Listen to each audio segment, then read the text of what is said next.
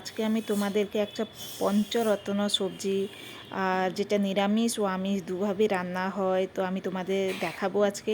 তো তার জন্য এখানে 5 রকমের সবজি নিয়ে নেওয়া হয়েছে। তার মধ্যে আছে কুন্দলি, বেগুন, ডাঁটা, সজনে ডাঁটা যাকে ড্রামস্টিক বলা হয়, গ্রিন বানানা যাকে কাঁচা কলা বলা হয়, আর উচ্ছে আছে। তো এই 5টা সবজি দিয়ে আজকে পঞ্চরত্ন রান্না করা হবে, যেটা কিন্তু হেলথের জন্য খুবই ভালো। আর এখন তো অনেকেই আছে যে বিভিন্ন রকম সবজি খেতে চায় না, তো একটা সবজি রান্না করলে তাতে যদি এতগুলো সবজি থাকে তো সেটা হেলথের জন্য ভালো আর টেস্টিও হয় এটা খেতে। তুমি যদি নিরামিষ এটা রান্না না করে আমিষ রান্না করো তো এটা টেস্টিও খেতে খুবই ভালো লাগে। আর এখন তো সবজির ভীষণই দরকার, তো বিভিন্ন রকমের সবজির মধ্যে বিভিন্ন রকম গুণাগুণ থাকে যেটা তোমার শরীরের মধ্যে যাবে। আর তুমি এটা রুটির সঙ্গেও খেতে পারো, ভাতের সঙ্গেও খেতে পারো, দুটোতেই কিন্তু খুবই সুন্দর লাগে এটা খেতে। আর এখানে কুন্দলি কাটা হয়ে গেছে। তো এখানে আমি তোমাদেরকে একটু সবজি কাটা এই জন্যই দেখাচ্ছিলাম যে এই রান্নাতে কিন্তু সবজিগুলো একটু বড় বড় করে কাটতে হয়, নাহলে কিন্তু সবজিগুলো ঘেটে যায়, তাহলে এটার টেস্ট কিন্তু অনেকটাই কমে যায়। তো অনেকেই আবার ডাঁটাও কাটতে জানে না কিভাবে খোসা ছাড়াতে হয়, কারণ যারা নতুন বিয়ে করেছে, যারা প্রথমবার রান্না করবে, তারা অনেক কিছুই জানে না। তো সেই জন্য আমি একটু দেখাচ্ছিলাম তোমাদেরকে, কিন্তু আমি তো সব সবজি কেটে তোমাদের দেখাতে পারবো না, বা দেখালেও ভিডিওটা অনেক বড় হয়ে যাবে, তোমাদের বোরিং লাগবে দেখতে, সেই জন্য আমি অল্প একটু দেখাচ্ছি। এবার আমি রান্নাঘরে সরাসরি চলে যাব। তো আমাদের সবজি কাটা প্রায় শেষের দিকে, তো আমরা এখন রান্নাঘরে চলে এসেছি। আর আমরা এখানে নিয়েছি একটা লোহার কড়াই। তো লোহার কড়াইতে অনেক সময় তেলটা দেখতে পাওয়া যায় না, কিন্তু যখন রান্না করব তখন তোমরা অবশ্যই দেখতে পাবে। তো তেলের মধ্যে আমরা দিয়ে দিয়েছি ফোড়ন। তো ফোড়নটা দেখবে একটু লালচে লালচে হয়ে যাবে, তারপর আমরা অন্যান্য কিছু দেবো এর মধ্যে।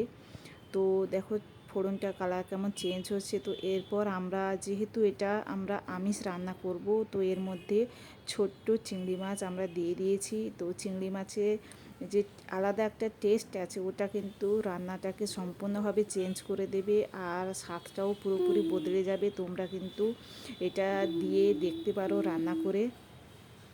তো দেখো চিংড়ি মাছটা একটু লাল লাল করে ভাজা হয়েছে, তো আমরা ওই কড়াইয়ের মধ্যে চিংড়ি মাছটাকে এক সাইড করে ওর মধ্যে আমরা পেঁয়াজ দিয়ে দিয়েছি। তো পেঁয়াজটাও একটু একটু ভাজা হবে। তো গোটা কাঁচা লঙ্কাকে আমরা মাঝখান থেকে একটু ভেঙে ওর মধ্যে ফেলে দিয়েছি। তো এটাও অল্প একটু ভাজা হবে। এরপর আমরা দিলাম আদা পেস্ট। তো এটাও একসঙ্গে আমরা মিক্স করে একসঙ্গে এটাকে মশলাটাকে ভাজবো, আর সঙ্গে চিংড়ি মাছও আমরা একসঙ্গে ভেজে নেব। তাতে কিন্তু সমস্ত মশলা সমান পরিমাণে ভাজা হবে, কোনো মশলাই এখানে পুড়বে না, আর কিছু হবে না। তো আর স্বাদও কিন্তু খুবই সুন্দর হয়, তোমরা এইভাবে রান্না করে দেখতে পারো। তো একসঙ্গে এটা মশলাটা একটু ভেজে নেবো এখানে। তো দেখো মশলাটা খুব সুন্দর করে ভাজা হয়ে গেছে, আর তেল সাইড দিয়ে সুন্দর করে বেরিয়েও এসছে। তো এবার ওই 5 রকমের সবজি আমরা এই মশলার মধ্যে ঢেলে দিয়েছি। তো এরপরে আমরা বেশি কিছু মশলা দেব। তো আগে সবজিটাকে ওই মশলার সঙ্গে আমরা ভালো করে মিক্স করে নেব এখানে। তো ওটাই আমরা করছিলাম, ভালো করে মিক্স করে নিয়েছি ওটাকে। এবার হলুদ দেব। তো ওটা তো সবজির পরিমাণ অনুযায়ী সবাই দেবে, লবণও সবজির পরিমাণ অনুযায়ী সবাই লবণ দেবে।